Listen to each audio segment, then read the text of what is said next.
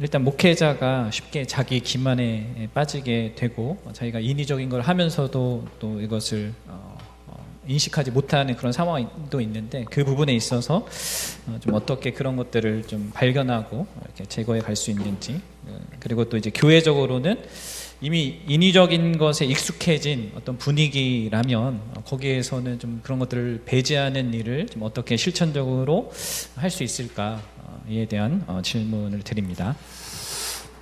우리 여기 계신 우리 목회자들은 사모님들도 이제 옆에서 지켜볼 내용이긴 합니다만은, 목회자로서 자신을 옳다고 여기면서 기만에 빠지기 쉽다라고 하는 이것은 우리 모든 목회자들이 다 빠질 수 있는 위험입니다. 큰 유혹이죠. 어떤 목사님이 제가 어렸을 때 목사님 큰 교회 어느 정도 그때 당시에는 중형교회 담임 목사님이셨는데, 목사님은 목사로서 뭐가 제일 어려우시고 이게 뭐 유혹이 뭡니까 뭐 이렇게 물었는지, 어쨌든 그런 식으로 치면서 목사의 그런 어려움이 뭔지 유혹이 뭔지를 물었을 때 그분이 저에게 세 가지를 얘기했어요. 첫째는 교만이 유혹이 나한테 제일 무섭고, 두 번째는 여자의 유혹이라고 그랬어요. 그 제가 어린 나이에 충격 먹었어요. 우리는 뭐 거룩하게만 봤던 이 목사님이 여자의 유혹이라는 걸 얘기를 하는구나. 그때는 이해를 못했습니다, 제 나이에.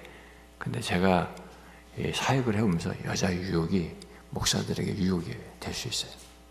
너무 다 좋아해 주니까 유혹이 될 수 있어요. 그분이 근데 세 번째, 오늘 말하는 세 번째는 내가 생각하는 것을 하나님의 뜻으로 성경을 사용해서 주장할 수 있는 유혹을 얘기하셨어요.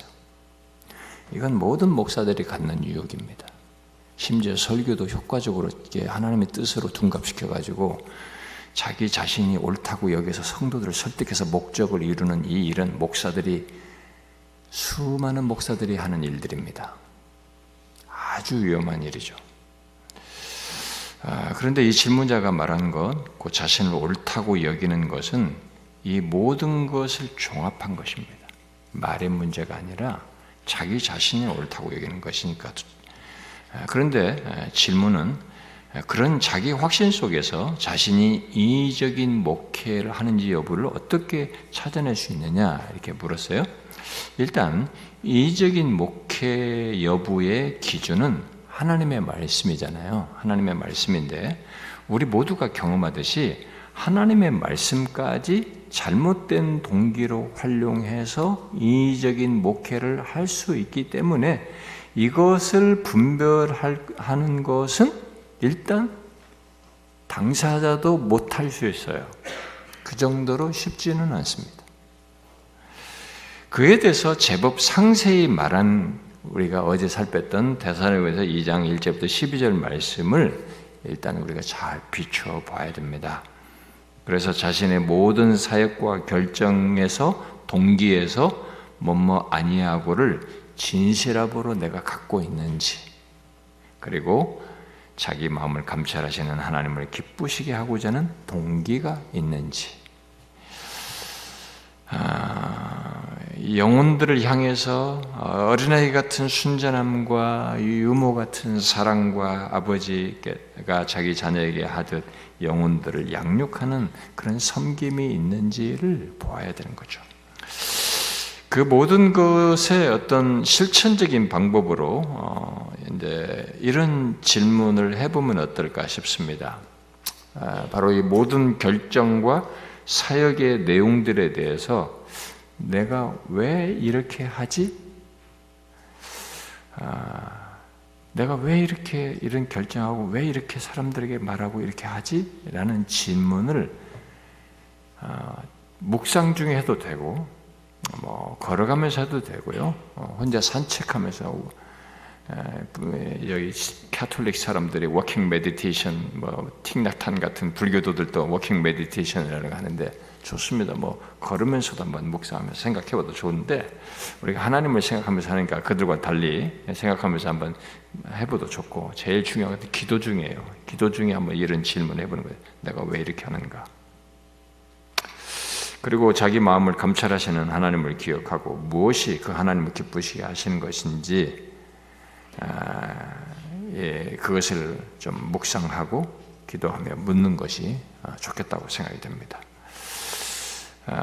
그리고 여기 이의적인 것에 익숙해진 성도들과 교회 분위기 속에서 어떻게 참된 교회를 세워나갈 수 있느냐라고 물었는데, 그것을 위해서 말씀에 비추어서 우리들 안에 있는 이의적인 것들을 성도들에게 이미 이제 그런 것이 있어서 이 질문했잖아요. 있는데 그걸 어떻게 할 것이냐니까, 이미 말씀에 비춰봤을 때 우리들이 지금 이런 것들에 있다, 그리고 나의 사역 속에도 이런 것들이 있다, 그런 이의적인 것들이 있다고 하는 걸 성도들 앞에 솔직히 인정함으로써라도 스타트를 하면 좋겠다고 봅니다.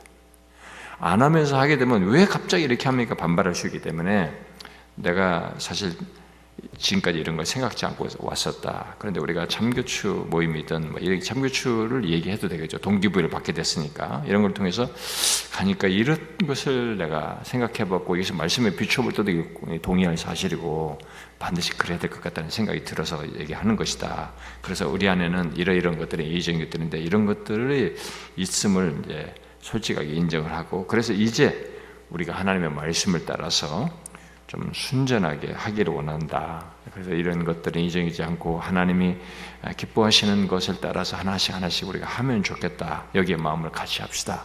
라고 사람들을 설득해 보는 것이 어떨까 싶습니다. 그런 가운데서 예배면 예배, 모든 것을 다 하나씩 해보는 거죠. 필요하면 그런 것을 말씀을 통해서, 또 이 가르침, 양육을 통해서, 또 재직들이 있다면 직분자들을 가르치는 방식, 그 기회를 통해서든지 그런 걸 하는 것이 어떨까 싶습니다.